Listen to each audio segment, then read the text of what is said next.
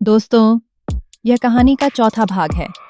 अगर तीसरा भाग आपने अभी तक नहीं देखा तो ज़रूर देखें। कहानी पसंद आए तो वीडियो को लाइक ज़रूर कीजिएगा और कमेंट में अपनी राय ज़रूर दीजिएगा। अब चलिए, बिना किसी देरी के कहानी शुरू करते हैं। मैं चाहती थी कि मेरी सहेली अंजू मेरे पति को सब दे दे। मैं अपनी कोशिशों में लगभग कामयाब हो ही चुकी थी, लेकिन तभी अंजू बोली, नहीं प्रिया, इसके आगे नहीं। मुझे कुछ और वक्त दे दो, मैं वह सब कुछ करूंगी, लेकिन आज नहीं।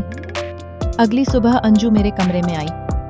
मैं और मेरे पति सुधीर उसी हालत में सो रहे थे। अंजू बोली, लगता है रात को बेचारा ठीक से सो नहीं पाया। तूने काम करवाकर इसे नींबू की तरह निचोड़ लिया है। सुधीर हमारी बातों को सुन रहा था और हमारी हरकतों का मजा लेने लगा। तभी उसने उठकर अचानक अंजू को पकड़ लिया। हम दोनों अचानक हुए। इस हमले के लिए तैयार नहीं थी। हम दोनों छटपटाते हुए छुआ टूटने की कोशिश करने लगी, लेकिन उसके बाजुओं में इतना दम था कि हम दोनों की सारी कोशिशें बेकार होती नजर आईं। कैसे भी अंजू उसकी बाजुओं से फिसल गई और उसे ठेंगा दिखाती हुई अपने कपड़े उठाकर कमरे से भाग गई। आज सुधीर का काम पर जाने का मन नहीं था। आज अंजू को वह सुबह से ही परेशान कर रहा था। अंजू मेरी ओट लेकर उससे बच रही थी। हम दोनों ने उसे किसी तरह धकेल हुए नर्सरी भेजा। अंजू आज सुबह से बहुत प्यारी लग रही थी। दोपहर का खाना खाकर हम दोनों ने रेस्ट किया। आज हम दोनों ने छुट्टी ले रखी थी।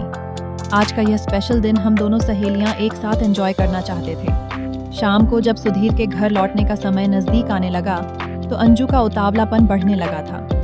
आज ब्यूटी पार्लर से अंजू तैयार होकर आई थी। पार्लर वाले ने उसे किसी अप्सरा की तरह संवारने में कोई कमी नहीं रखी थी। मैंने भी उसे किसी दुल्हन की तरह सजाया था।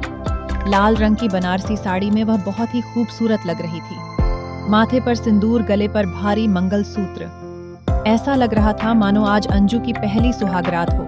वह बंद संवर कर सुधीर का इंतजार करने लगी, ऐसा लग रहा था। पर साथ ही साथ वह काफी नर्वस भी हो रही थी। शाम 7-9 बजे सुधीर घर आया।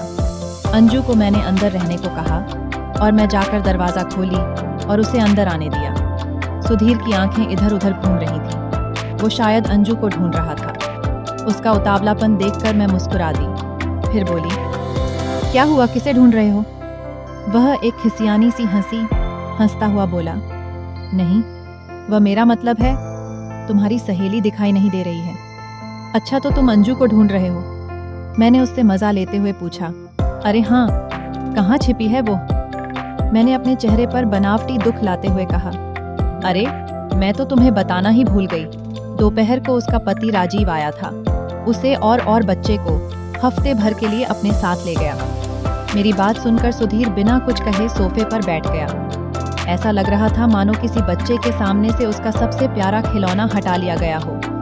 उसका खिला हुआ चेहरा मुरझा सा गया। वो कुछ देर चुप रहा, फिर पूछा, क्या हुआ? ऐसे अचानक उसने कुछ बताया भी नहीं। मैं बोली, वो क्या कहती?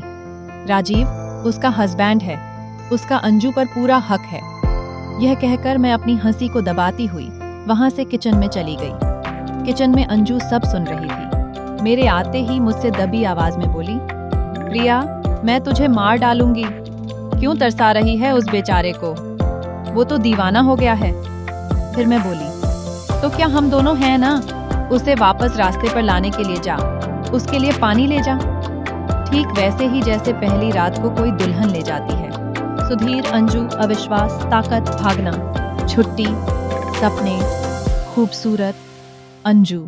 सुधीर, अंजू, दरवाजा, मातृत्व।